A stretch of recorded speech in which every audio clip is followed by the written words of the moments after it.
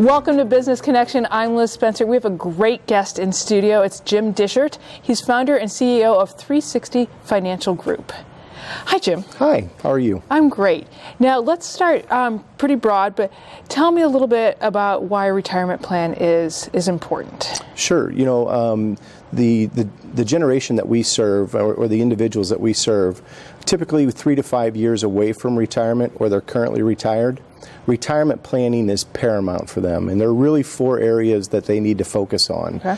The financial piece, which is going to include a retirement income plan, as well as a retirement financial plan, tax planning, estate planning, and insurance planning. For us, that is really the 360 degrees of focus that you need to have as you start to look at retirement planning. So, many of us have heard of financial planners and wealth managers, but you are really there for right next to it and then during that retirement period. Absolutely. Why is it critical to have somebody like you on my team? Sure. Primarily because you've spent the last 25, 30 years in an accumulation phase, and you've reached a point where now you're going to move into distribution. You've accumulated your wealth and your retirement savings, and now you need to figure out how to make that last.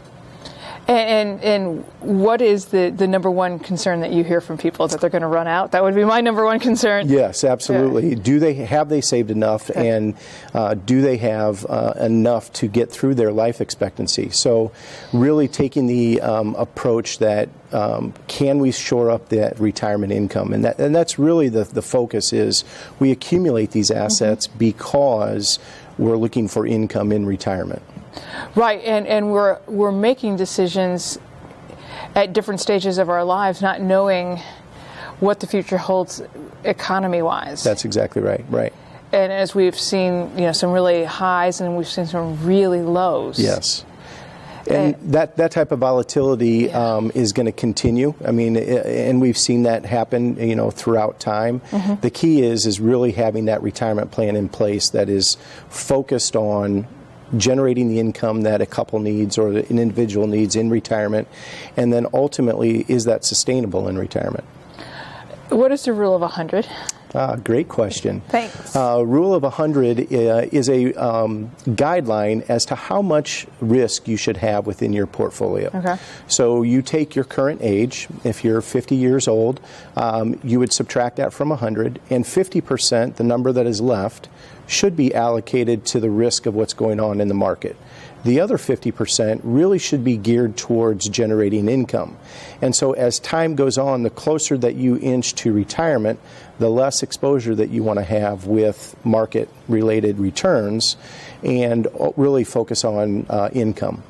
Right, and when you're talking about that risk, at 50, you could invest in, money, stock or something like that could go high or go low. That's the type of the risky investment you're talking about. Absolutely, yeah. With any investment, obviously there's going to be varying degrees of risk, but the appropriate level of risk based upon what your goals are is really key and paramount.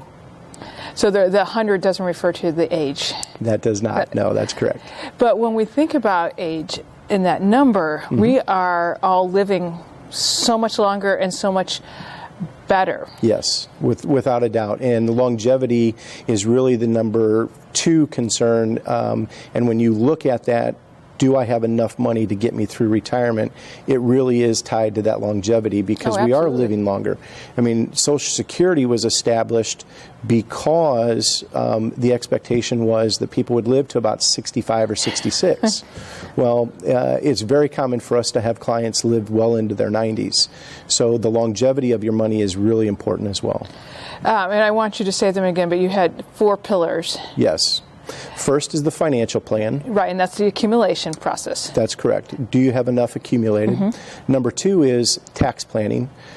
Taxes can be your number 1 expense in retirement. And so how to properly plan for taxes. Right. Number 3 would be estate planning. Do you have a will or trust in place? And then number 4 is insurance planning. Right, and I wanted you to say them again so that we remember them. And also, I think people get they get 1 and 3 really well. That they usually do some financial planning, and they might have a will or trust somewhere along the line. Right. Maybe Yep. on a napkin, but hey, it still counts. Right. But that taxation, if they've got a good wealth planner, the taxation should be talked about. Absolutely. It's different. Tax preparation is significantly different than tax planning. Right. And it's understanding what your tax liability is going to be in retirement and how to plan for it appropriately. Right. But that 4th one of insurance, people are like, well, I have insurance. Right. So let's talk a little bit about it. It's a little bit more than, hi, I have insurance. Yeah, absolutely. So there's several areas that we look at for insurance planning. First, the insurance plan would be related to legacy and life insurance. So do you have a goal to make sure that you pass assets to your children or your beneficiaries? So that's a component of it. Do you have the proper health coverage in place? And then looking at long-term care related needs, do you have the proper plan in place for that? So there's a lot that goes into the insurance component, and it's a major focus for individuals in retirement. And Jim, when should people start? You said you were focused in at 3 to 6 years out from retirement. Right. But my thought would be that they ought to be thinking about you a little earlier than that. Sure. We like to call it the retirement red zone, which is about that 10 years before and that first 10 years after retirement. Okay. So I love to use the sports analogies. That's great. But that retirement red zone is really critical, and it's just a slight shift in what your focus is. We have such a heavy focus on accumulation. It's all focused on returns and gathering all of these assets. Well, you reach a point where now you want to start protecting what you have accumulated, and then how to properly diversify that and then take income from it. So, Jim, tell me a little bit how you got motivated and decided to start 360 Financial Group. Sure. Mine was based off of a personal experience. I had grandparents that I saw go through some very poor planning decisions, and my goal was to ensure that my parents had better options. I do what I do now as a opportunity for other individuals to make better choices for their retirement planning.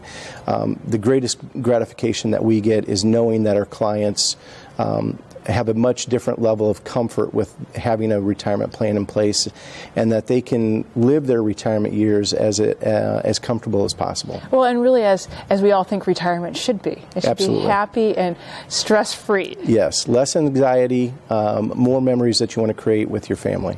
That's awesome. Well, Jim, thanks for stopping by. I learned a lot. I'm sure everybody else did. We'll be right back with more Business Connections. Stay tuned.